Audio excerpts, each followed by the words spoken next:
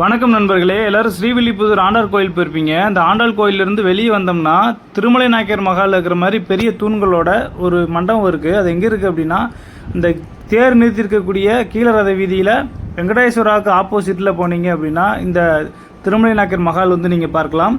இங்கே வந்து பார்த்தீங்கன்னா இப்போது இன்னுமே வந்து மெயின்டைன் பண்ணிகிட்டு இருக்காங்க. ஒரு ஆளுக்கு 25 ரூபா சார்ஜ் பண்ணுறாங்க. பெரிய பெரிய பில்லர்ஸ் இருக்கும். உள்ளுக்குள்ளே வந்து கோர்ட்டு ப்ளஸ் வந்து ஜெயில் ரெண்டுமே இருக்குது. இது வந்து நீங்கள் டெய்லியுமே வந்து நீங்கள் போனீங்கன்னா பார்க்கலாம். இங்கே நீங்கள் போர்டில் வந்து பார்த்தீங்கன்னா கிளியராக தெரியும். இந்தியன்ஸ் வந்து பார்த்தீங்கன்னா 25 ருபீஸ் பர் ஹெட் அப்படின்னு சொல்லி போட்டிருக்காங்க. இங்கே நேராக தெரிகிறது ஆஃபீஸ் ரூமு.